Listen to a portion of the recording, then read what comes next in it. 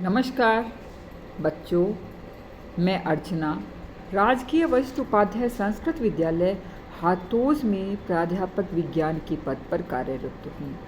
आज हम कक्षा 11 में सामान्य विज्ञान विषय में अध्याय 3 संरक्षण नियम एवं टक्करों का के अंतर्गत अध्ययन करेंगे। द्विविमीय टक्कर या तिर्यक टक्करों का अध्ययन करते हैं। द्विविमीय टक्कर क्या है?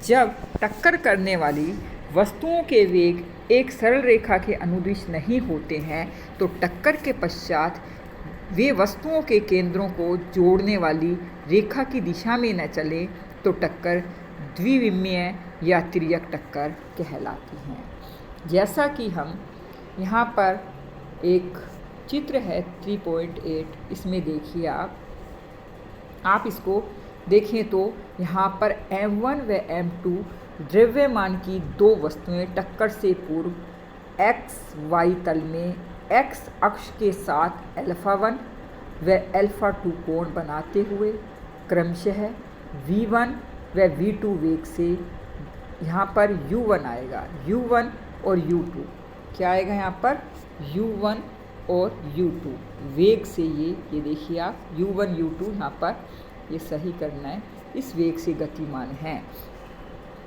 तो आप देखिए यहाँ पर दोनों एक तल में नहीं, एक वस्तु ये चल रही है, दूसरी वस्तु ये चल रही है, एक दिशा में नहीं। ये जो है एक्स वाई ये तल है, इससे M1 जो है वो कोण बना रही है अल्फ़ा, M1 जो है वह कोण बना रही है अल्फ़ा, ये अल्फ़ा कोण M1 के लिए, और M2 जो है वो α2 कोण बना रही है एक्स वाई। इसके बाद टक्कर के बाद इन्होंने कहा वस्तुएं एक्स वाई तल में एक्स अक्ष से क्रमशः जो कोण बना रही हैं वह ये दो तरह छिड़क गई, एक β1 व β2 कोण बनाते हुए क्रमशः V1 व V2 वेग से गतिमान है। तो संरक्षण के सिद्धांत से कुल रेखीय संवेग x अक्ष की दिशा में संवेगों के वियोजित भागों का योग नियत रहेगा। यानी कि क्या माना गया? x अक्ष में निकालेंगे और इसको फिर y अक्ष में निकालेंगे। तो आप देखिए यहाँ पर x और y अक्षों में ये दे रखा है, x और y अक्ष में आप देखिए अलग अलग कोण हो जाएंगे। M1 U1 कोस α1 प्लस M2 U2 कोस α2 बराबर, ये दोनों इधर आ गए हैं, ये किसके बराबर हो गए? M1 V1 कोस β1 प्लस M2 V2 कोस β2। ये समीकरण हमें प्राप्त हुई। इसके बाद ये था x अक्ष। अब आता है y अक्ष। y अक्ष में क्या है? y अक्ष में यहाँ पर इसका मान जो हो जाएगा वो साइन में आ जाएगा y अक्ष के समय। तो M1 U1 sign α1 plus M2 U2 sign α2 बराबर M1 V1 sign β1 plus M2 V2 sign β2। प्रत्यास्थ टक्कर में हम जानते हैं गतिज ऊर्जा क्या रहती है? संरक्षित। इसलिए 1/2 M1 U1 square plus 1/2 M2 U2 square बराबर 1/2 M1 V1 square plus 1/2 M2 V2 square, ये आ जाएगी। अब हम समीकरण 3.22, समीकरण 3.23 व समीकरण 3.24 को हल कर तिर्यक टक्कर की व्याख्या कर सकते हैं, जो कि चित्र 3.7 में। सरलता की दृष्टि से हम एक विशेष स्थिति का अध्ययन करेंगे ताकि हमें समझने में दिक्कत नहीं आए। हम क्या माने कि ये जो है वह एक्स वाई तल में, एक वाई तल को हम नहीं मानेंगे, वाई तल में हम मानेंगे कोई गति नहीं है, केवल एक्स तल में है। जब ये छिटक के जा रही हैं तब एक्स वाई तल दोनों मानेंगे। तो यहाँ पर माना कि M1 द्रव्यमान की वस्तु जो है वह U1 वेग से स्थिर वस्तु M2 से तिर्यक टक्कर करती है। क्या मान लिया यहाँ पर कि M1 द्रव्यमान और इसकी है, ये क्या है? ये वस्तु है जो U1 वेग से स्थिर, ये है इसका U2 जीरो है। U2 क्या हो गया इसका? जीरो हो गया। स्थिर वस्तु से जाकर के टकराती है और टकराने के बाद ये अलग अलग दिशाओं में छिटक जाती है। इसलिए क्या माना जाएगा यहाँ पर? अल्फ़ा 1 जीरो, बीटा 1 क्या मान लिया? बीटा 1 को हमने थीटा 1 एंड बीटा 2 को मान लिया थीटा 2। तो समीकरण 3.2223 और 24 में हम V2 का मान क्या रख देंगे? जीरो रखने पर U2 का मान, U2 है ये, U2 का मान जीरो रखने पर तो हमारे पास क्या आएगा? M1U1। तो M1U1 क्यों लिखा? आप ये सोचेंगे कोस अल्फ़ा 1 और अल्फ़ा 2 क्योंकि y दिशा में नहीं है, केवल x दिशा ही है, इसलिए यहाँ पर M1U1 और U2 क्या है? जीरो है, इसलिए ऐसा है। तो M1U1 बराबर M1V1 कोस थीटा 1, बीटा के स्थान पर हमने कोस थीटा 1 प्लस क्या मान लिया?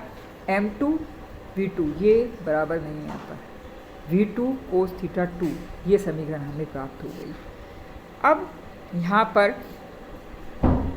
क्या कर लिया? यहाँ पर कहा कि ये वाले कोस थीटा 1 और कोस थीटा 2, इसने कहा है कि ये जीरो अल्फ़ा 1 बराबर थीटा 1 और बीटा 1 बराबर थीटा 1, बीटा 2 बराबर थीटा 2, ये थीटा 2 रखने पर हमारे पास क्या प्राप्त होगी? इधर ये सारे यहाँ पर क्या है? जीरो। क्यों? वाई अक्ष में आप देख रहे हैं कोई है ही नहीं। इस चित्र में हम देखें, ये चित्र देखिए आप, वाई अक्ष में कुछ भी नहीं है, इसलिए यहाँ पर जीरो आ जाएगा। इसलिए यहाँ पर क्या आ गया? जीरो आ गया। वाई अक्ष में नहीं है तो इसलिए यहाँ पर क्या आ गया? जीरो। लेकिन ये छिटक कर के जा रही हैं फिर वाई अक्ष में, तो M1V1 sine theta 1 plus M2V2 sine theta 2। टक्कर कैसी है? प्रत्यास्थ। समझ आया? आप दोबारा से एक बार समझें। यहाँ पर इस डायग्राम के अंदर हम देख रहे हैं, यहाँ पर ये केवल एक सीधी रेखा में इधर चल रही हैं, वाई अक्ष में कुछ भी नहीं है, इसलिए वाई अक्ष की तरफ हमने इसको जीरो मान लिया है। और जब ये टक्कर के बाद जाती हैं तब ये छिटकती हैं, इसलिए तो हमारे दाएं हाथ की तरफ हमने इक्वेशन में लिखा है साइन, इधर की साइड दूसरी बाएं तरफ नहीं लिखा हमने, इसका रीज़न यही है। ठीक है, तो अब ये आ जाएगा। अब आप आगे देखिए, हम इसको वाई अक्ष की तरफ, तो वाई अक्ष पर हमने क्या लिखा? केवल जीरो इधर लिख दिया और ये लिख दिया। टक्कर कैसी है? प्रत्यास्थ। तो 1/2 M1U1 स्क्वायर बराबर 1/2 M1V1 square plus 1/2 M1U2 square. विशेष परिस्थितियों में हम ये मान लें M1 M2 बराबर किसके? M के मान लें। क्या मान लें? M के। तो आप देखें यहाँ पर इस समीकरण में, ये समीकरण ये वाली है, यहाँ पर ये M है, यहाँ पर M मान लें और यहाँ पर M, तो M से M ये क्या हो जाएंगे? हमने कॉमन ले लेंगे M और ये आपस में फिर कट जाएंगे। कटने के बाद हमारे पास क्या बच जाएगा? U1 बराबर V1 cos theta 1 plus V2 cos theta 2, ये हमें प्राप्त होगा। ऐसे ही सेकंड में भी ऐसे ही हो जाएगा। हमने क्या कर लिया इसको, ये यहाँ पर निकाल लेंगे, M हो जाएगा, ये M ही रहेंगे दोनों, तो ये M कट जाएंगे दोनों को, क्योंकि दोनों को समीकरणों को मिला देंगे, इनको जोड़ देंगे समीकरण को। तो V1 sine theta 1 plus V2 sine theta 2। अब समीकरण 3.28 और समीकरण 3.29 को जोड़ देंगे। जोड़ने के बाद हमें क्या राशि प्राप्त होगी? हमें ये राशि प्राप्त होगी। देखो यहाँ पर समीकरण ये वाली है, ये क्या हो गई? ये कट गया, ये कट गया, ये कट गया, ये कट गया, ये सारा कटा।